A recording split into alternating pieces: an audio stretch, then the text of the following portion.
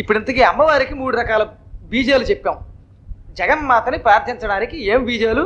ఐం అంటే వాగ్భవకూటము, వాక్కుని ప్రసాదించే అద్భుతమైన బీజం. క్లీం కామరాజ బీజము, నువ్వు ఏది కోరుకుంటే సంకల్పిస్తే ఆ సంకల్పాన్ని తీర్చగలిగే శక్తి. హ్రీం అనేటటువంటిది శారీరక మానసికమైన పనులు చేయడానికి తగిన శక్త్యం. ఈ 3 ఆ బీజాల్లో ఉన్నాయి. వీటిని ఎలా జపించాలి అమ్మవారి సన్నిధానంలో అంటే తెల్లవారుజాము లేవాలి. ఎప్పుడైనా సరే 4 గంటలు దాటిన తర్వాత వీటిని ప్రారంభించడం చాలా భాగ్యం అన్నమాట. మరీ 4 గంటల లోపు ప్రారంభిస్తే అది బ్రాహ్మీ ముహూర్తం కాదు. ఇంకా కొంతమంది అసురులు ఉంటారు. నందుడు అనేవాడు అమ్మవారి గురించి జపం చేయడానికి వెళ్ళాడు. కృష్ణుడి తండ్రి యశోదా భర్త. ఆయన వెళ్ళి 3 గంటల సమయానికి యమునా నదిలో ములిగాడు. వెంటనే వరుణుడి భట్టుడు వాడి కాళ్ళు పట్టుకుని ఈడ్చుకుపోయాడు. అప్పుడు కృష్ణుడు ఏమైపోయాడు తండ్రి అని గ్రహించి వరుణ లోకానికి వెళ్ళాట. వరుణుడు పాదాల మీద పడి, మహానుభావ నన్ను క్షమించు, మీ నాన్నగారిని తెలియక నా భట్టుడు పట్టుకొచ్చాడన్నట్ట. అప్పుడు ఆ భట్టుడు వచ్చి, స్వామి మీ తండ్రి అవ్వచ్చు, మీరు అవ్వచ్చు, మీరు ఒక నియమాన్ని పెట్టారు. ఏమనంటే 3:30 గంటలు దాటితే కానీ నదిలో స్నానం చేయడానికి హక్కు లేదు మానవులకి 12 దాటాక.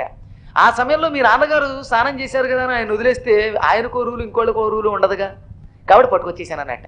ఆ సేవకుండి కృష్ణుడు అనుగ్రహించాడు. అందువల్ల నదులలో స్నానము 4 గంటల నుంచి చెయ్యాలి, 12 గంటలు దాటాక ఆపేయాలి, అది శాస్త్రం. కాబట్టి 4 గంటలు దాటిన తర్వాత స్నానం చేయొచ్చు. చేసేటప్పుడు కూడా కొంతమందికి శక్తి ఉండదు, శారీరకమైనది. అలాంటి శక్తి లేనటువంటి వాళ్ళని ఏమని చెప్పాడు అంటే ఉష్ణోదకేనాపిచ శుద్ధేన ఉష్ణేన వారిన, శుద్ధమైనటువంటి నీరులో అంటే మున్సిపాలిటీ నీళ్లు కాకుండా కాస్త మంచి నీళ్ళలో కాచుకుని స్నానం చేయమన్నారు. ఆ శుద్ధమైన ఉష్ణోదకం చెయ్యాలి. చేసిన తర్వాత జపానికి కూర్చోవచ్చు. ఇక శక్తి ఉన్నటువంటి వాళ్ళు చన్నీళ్లు ఏ రకమైనటువంటి నీళ్లలో అయినా చేయొచ్చు. ఆపో నిసర్గత పోతాహ కిమ్ అన్నారు. ఇక్కడ ఒక మాట చెప్పారండి. ఒక్కొక్క తోట స్నానం చేయడానికి మురికి నీరు తప్పే ఉండదు, అతి భయంకరంగా ఉంటుంది. అటువంటిప్పుడు మరి స్నానం చేస్తే కానీ వీడు పూజ చేయకూడదని మనసులో ఉంటుంది. అప్పుడు అక్కడికి వెళ్ళి ఆపహ నిసర్గత పోత, అక్కడికి వెళ్ళి ఈ నీరు గంగాజలంతో సమానం, నేను జపం చేసుకోవడానికి ఇదే దిక్కు అనుకుంటే అది నిజంగా గంగాజలమే అవుతుందట. అంత అద్భుతమైన శక్తి ఉంటుందట. శంకరాచార్యుల వారు తీర్థయాత్రలు చేస్తూ అమ్మవారి కామాక్షి ఆలయానికి బయలుదేరాడు. దారిలో స్నానం చేయడానికి ఎక్కడ లేవు. తమిళనాడు అంతా చెరువులు ఎక్కువ, ఆ చెరువులు ఎండిపోయి ఉన్నాయట. ఒక్క చోట పందులు పొరలాడుతున్న గుంట కనపడింది, ఇంకేం కనపడలా. వెంటనే ఇదే గంగ అనుకుని అక్కడికి వెళ్ళి నమస్కారం చేసి స్నానం చేస్తే అది నిజంగా గంగ కింద అయిపోయింది. అంచేత ఎంత అపవిత్రమైన జలమైనప్పటికీ కూడా ఈ పవిత్రమైన గంగగా భావించి స్నానం చేయొచ్చు ఎప్పుడు, తప్పనిసరి పరిస్థితుల్లో. అసలు నీరు దొరకకపోతే కింద ఉండే మట్టిని నుదుట విభూతిగా పెట్టుకుని జపం చేసేయచ్చు. ఇక జపం చేసేటటువంటి వాళ్ళు కూర్చోవాలి, ముందుగా ఆసనం మీద కూర్చోవాలి. ఆసన శుద్ధి లేకపోతే మనిషికి సిద్ధి ఉండదు. ఆసనాన్ని ఉత్తమము, మధ్యమము, అధమము అన్నారు. అంటే ఏంటంటే చర్మములు ఉన్నాయే, జింక మొదలైనటువంటి వాటి చర్మములు, వీటిని ఉత్తమములు అన్నారు.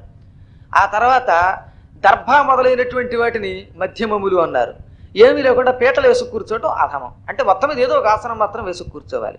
కూర్చున్న తర్వాత ఏం చేయాలి అంటే ఊర్ధ్వపుండ్రం త్రిపుండ్రం వా పట్టవర్ధనమేవవా, వాళ్ళ సంప్రదాయాలను బట్టి కొంతమంది ఊర్ధ్వపుండ్రం, కొంతమంది 3 విభూతి రేఖలు, లేకపోతే మరి కొంతమంది కేవలం బొట్టు మాత్రమేనా, కుంకుమ ధారణైనా చెయ్యాలి.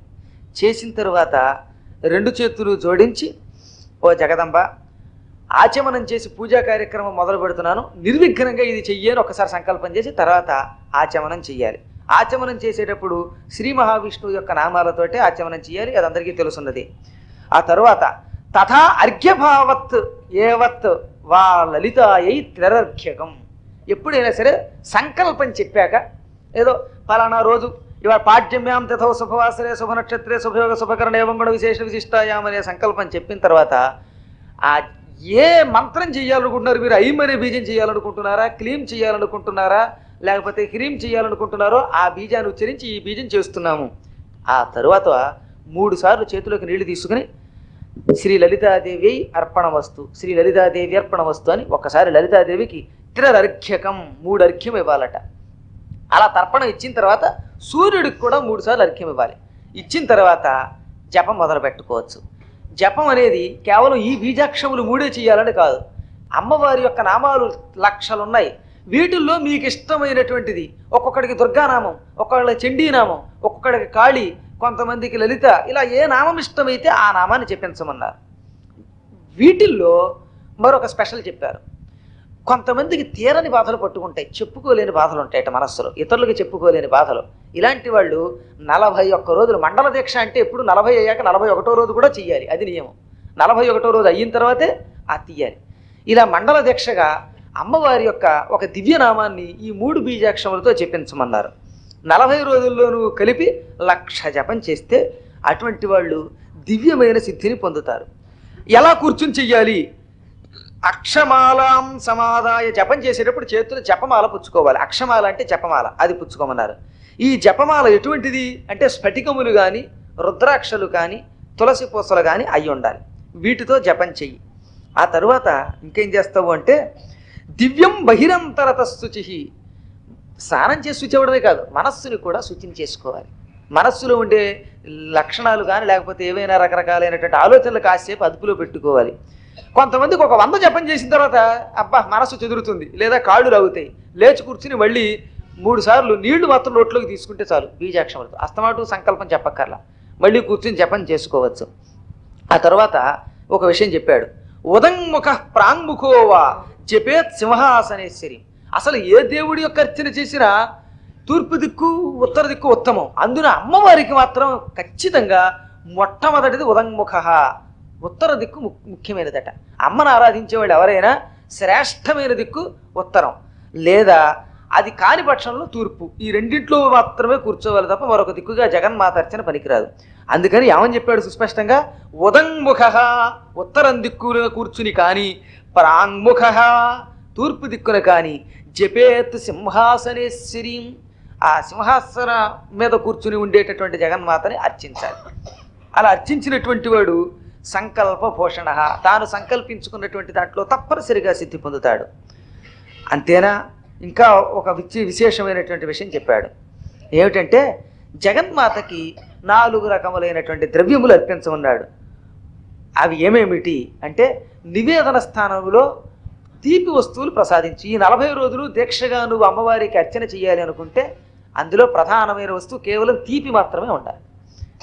అంతేగాని ఆ పడంగా మనకి ఇష్టం కదా అని చెప్పేసి మిరపకాయ బజ్జీలు, మైసూరు బజ్జీలు, అరటికాయ బజ్జీలు పెట్టకూడదు. కొంతమంది వాళ్ళకి ఏమి ఇష్టం అయితే పెడుతూ ఉంటారు, మరి కొంతమంది కాఫీ కూడా లేవగానే పెడుతూ ఉంటారు. అమ్మవారికి కూడా బెట్ట కాఫీ అలవాటు చేసేసి అలాంటివి మనం చెయ్యక్కర్లేకుండా ఏం చేయమన్నారు, తీపి పదార్థం. చెయ్యలేని వాడు పటికి బెల్లం ముక్కైనా పెట్టమన్నారు. పాయసం మొదలైనటువంటి తీపి పదార్థం నివేదన, అది 1వ పదార్థం.